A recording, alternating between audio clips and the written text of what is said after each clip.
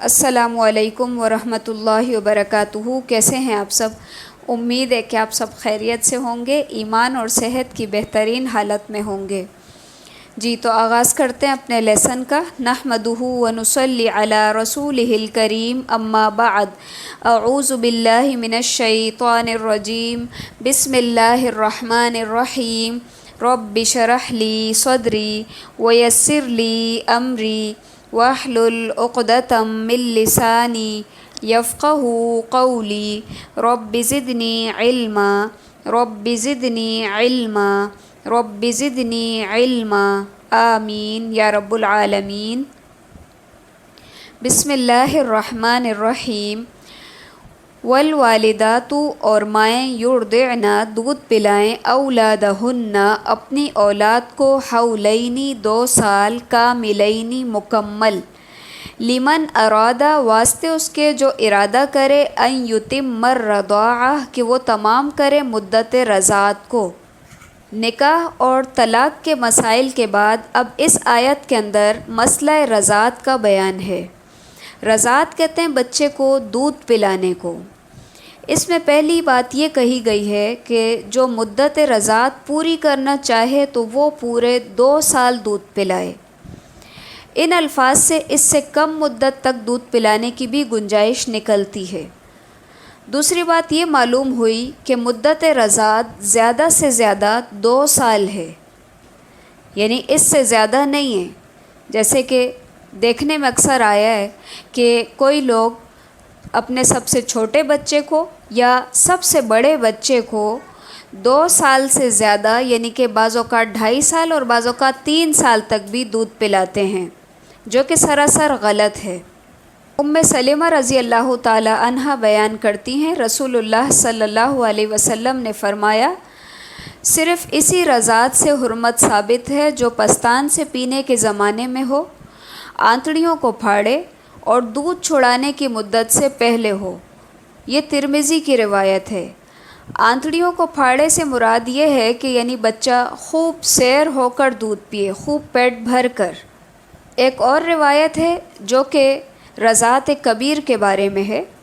رسول اللہ صلی اللہ علیہ وسلم نے ابو حذیفہ رضی اللہ تعالی عنہ کے آزاد کردہ غلام سالم رضی اللہ تعالی عنہ کو، جسے انہوں نے بیٹوں کی طرح پالا تھا، جوان ہونے پر ابو حذیفہ رضی اللہ تعالی عنہ کی بیوی کا دودھ پی کر ان کا رضاعی بیٹا بننے کی اجازت دی تھی۔ یہ مسلم کی روایت ہے۔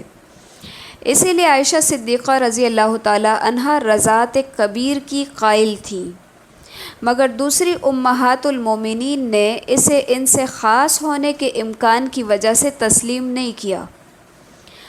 زیادہ سے زیادہ یہ ہو سکتا ہے کہ سالم رضی اللہ تعالی عنہ کے واقعے کی طرح شدید ضرورت میں اس کی اجازت ممکن ہے، یعنی جیسے کسی نے کوئی بچہ پال لیا اور ان کو پتہ نہیں تھا کہ اسلام کے اندر منہ بولے بیٹے کی کوئی حیثیت نہیں ہے، اور بعد میں ان کو پتہ چلا اس بات کا، اب بچہ بڑا ہو چکا ہے، تو اس صورت میں بھی رضاعی بیٹا بنانے کے لیے ان کو دودھ پلایا جا سکتا ہے، کیونکہ بخاری کی ایک حدیث ہے کہ رضاعت سے بھی وہ رشتے حرام ہو جاتے ہیں جو نسب سے حرام ہوتے ہیں۔ پھر مزید فرمایا، وَعَلَى الْمَوْلُودِ لَهُ، اور اوپر بچے کے والد کے ہے، رزقهن، رزق ان کا، وَكِسْوَتُهُنَّ، اور پہنانا ان کا، بالمعروف، دستور کے مطابق، لا تکلف، نہیں تکلیف دیا جاتا، نفس، کوئی نفس، الا وسعها، مگر اس کی وسعت کے مطابق۔ مولود لہ سے مراد باپ ہے۔ طلاق ہو جانے کی صورت میں شیرخوار بچے اور اس کی ماں کی کفالت کا مسئلہ ہمارے معاشرے میں بڑا پیچیدہ بن جاتا ہے، اور اس کی وجہ شریعت سے انحراف ہے۔ اگر حکم الہی کے مطابق خاوند اپنی طاقت کے مطابق متعلقہ عورت کے روٹی کپڑے کا ذمہ دار ہو، جس طرح کہ اس آیت میں کہا جا رہا ہے، تو نہایت آسانی کے ساتھ مسئلہ حل ہو جاتا ہے۔ پھر یہاں پہ مزید فرمایا کہ لا تضار والدتن، نہ ضرر دیا جائے والدہ کو بولدہا، اس کے بچے کی وجہ سے، ولا مولود لہ، اور نہ والد کو ضرر دیا جائے بولدہ، اس کے بچے کی وجہ سے۔ والدہ کو ضرر مثلاً کس طرح دیا جا سکتا ہے؟ ماں بچے کو اپنے پاس رکھنا چاہے اور والد جو ہے وہ زبردستی بچہ اس سے چھین کر لے جائے، بچے کو الگ کر دے ماں سے، یا خرچ نہ دے اور بچے کی ذمہ داری اٹھوائے ماں سے، اور یا اس کو دودھ پلانے پہ مجبور کرے جبکہ اس کا نان نفقہ نہ دیتا ہو وہ۔ اور باپ کو تکلیف پہنچانے سے مراد یہ ہے کہ ماں دودھ پلانے سے بلا وجہ انکار کر دے، یا جو ہے بچے کے باپ سے اس کی مالی حیثیت سے زیادہ کا مطالبہ کرے، تو یہ ہوگا بچے کے باپ کو تکلیف پہنچانا۔ تو اسی لیے یہاں کہا گیا کہ نہ والدہ کو تکلیف پہنچے بچے کی وجہ سے اور نہ باپ کو تکلیف پہنچے۔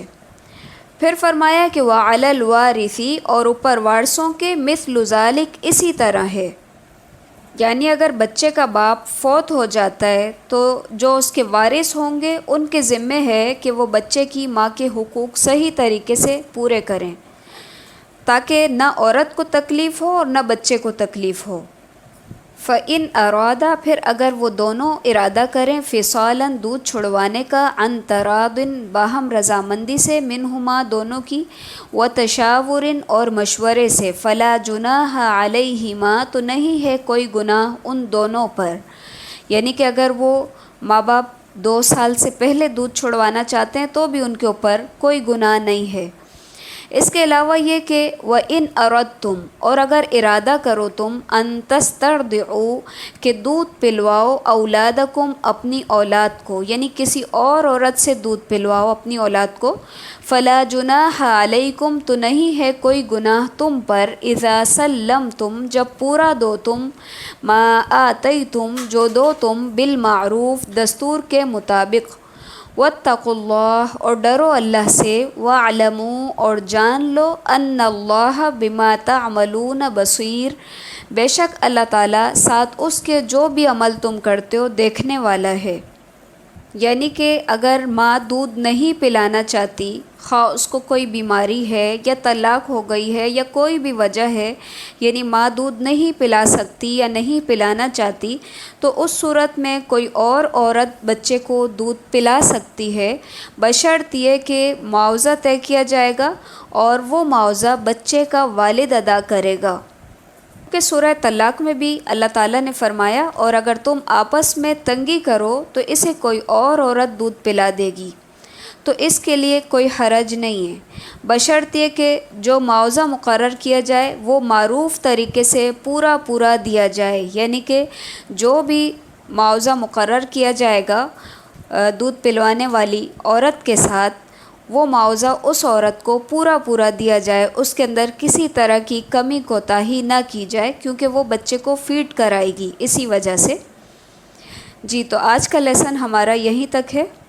سبحانک اللہم و بحمدک، نشہد ان لا الہ الا انت، نستغفرک و نتوب الیک۔